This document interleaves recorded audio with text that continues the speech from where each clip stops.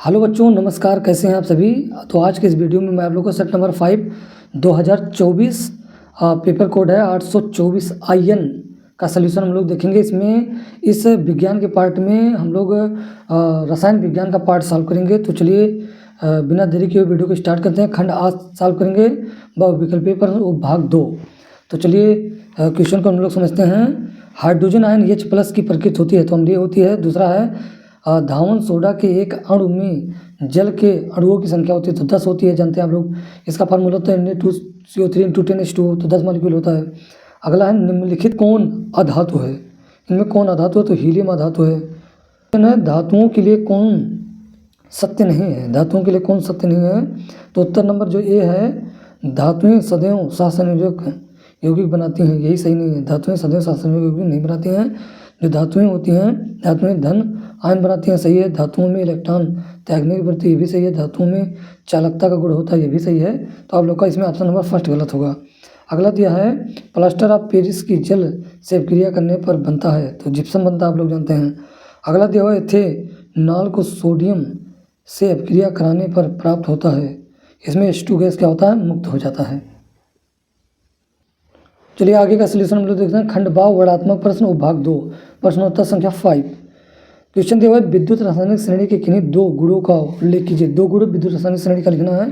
तो आइए समझते हैं। विद्युत रासायनिक श्रेणी के दो गुण निम्नलिखित हैं। कई लिखा गया यह श्रेणी मानक अपचयन क्षमता के आधार पर तत्वों को व्यवस्थित करती है।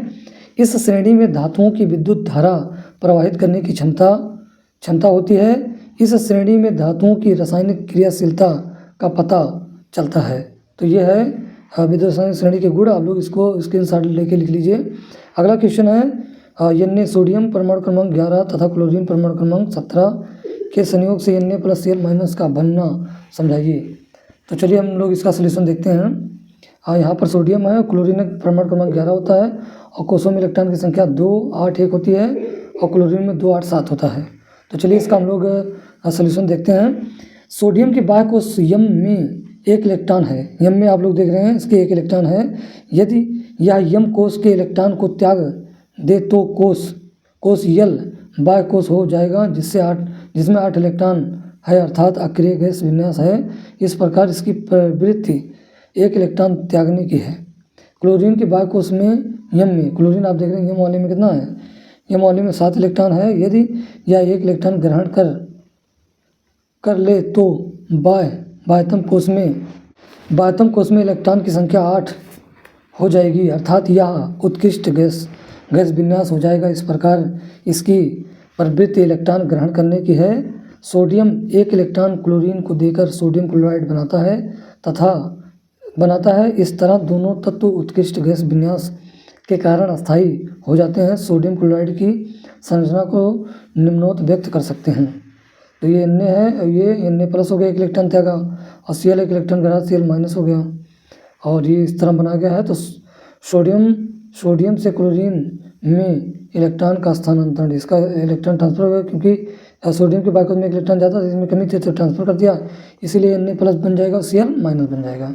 इसका मेन रीजन यही है। चलिए अगले क्वेश्चन का सलूशन देखते हैं। प्रश्नोत्तर नंबर 6। निम्नलिखित पर संक्षिप्त टिप्पणी उदासीनीकरण। तो जब किसी अम्ल की क्रिया किसी क्षार से होती है तो जल और लवण बनने की क्रिया उदासीनीकरण कहलाती है। ये आप लोग का एग्जाम्पल है। ये अम्ल है, ये क्षार है, इसकी क्रिया करा गया तो लवण नमक बना और पानी बना, तो ये क्रिया उदासीनीकरण कहलाती है।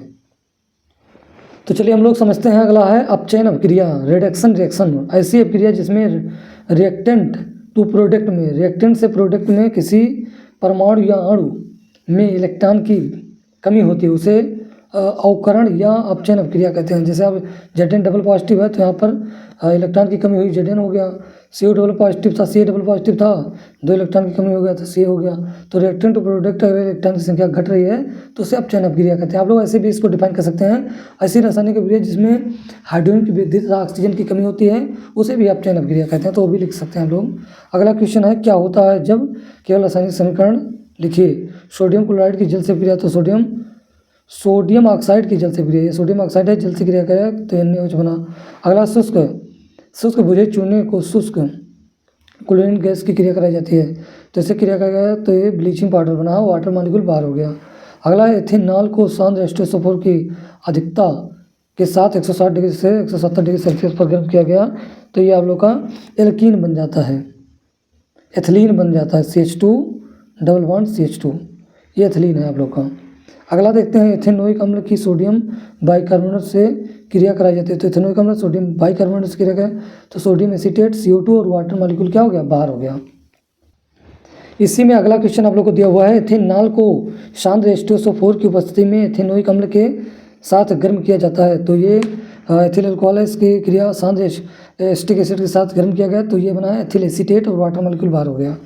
अगला एथेनॉल को वायु में जलाया जाता है तो एथेन को वायु में जलाया जाता है, तो एथेन है और वायु मतलब O2 में जला गया तो CO2 और वाटर मॉलिक्यूल बाहर हो गया। अगला क्वेश्चन है, विलेन के pH मान पर संक्षिप्त टिप्पणी लिखिए। किसी विलेन में उपस्थित हाइड्रोजन आयन सांद्रण के ऋणात्मक लघुगणक को उस विलेन का pH मान कहते हैं।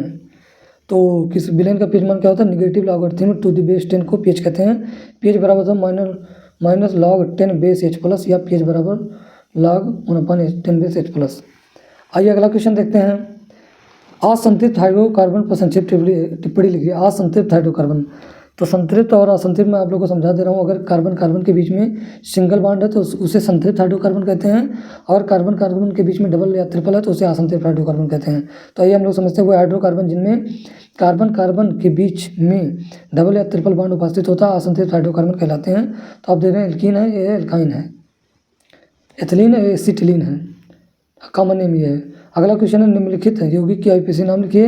ये आप लोगों को कंपाउंड लिखा गया है तो इसका नंबरिंग आप लोग करेंगे तो 1 2 3 4 और 4 कार्बन है तो क्या हो जाएगा, ब्यूटाइन 2 हो जाएगा। ब्यूटाइन 2 नंबर पे डबल ट्रिपल बॉन्ड लगा है तो ब्यूटाइन लिख दिया गया 2 हो गया, या ब्यूट 2 आइन भी लिख सकते हैं आप लोग, इसको ऐसे भी लिख सकते हैं ब्यूट 2 आइन, ये भी सही है। अगला दिया हुआ है IUPAC इसका लिखना था तो ये हो जाएगा आप लोग का प्रोपेनोन 2 नंबर पे प्रोपेनॉल 2 नंबर पे OH लगा तो 2 पे ऑल लगा देगा या प्रोपेन 2 ऑल भी आप लोग लिख सकते हैं, प्रोपेनॉल 2 भी सही है। तो इसी क्वेश्चन के साथ आप लोग का सेट नंबर जो 5 है 2024 का 824 IN समाप्त होता है। अब इसके आगे का सेट मैं आप लोग को नेक्स्ट वीडियो में सॉल्व कराऊंगा। यदि आप लोग अपने बोर्ड एग्जाम की तैयारी बेहतर तरीके से करना चाहते हैं तो आप लोग हमारे प्ले लिस्ट के अकॉर्डिंग पढ़ाई कीजिए, वहाँ पर आप लोग को यहाँ रसायन विज्ञान के सभी सेट के सलूशन मिल जाएंगे।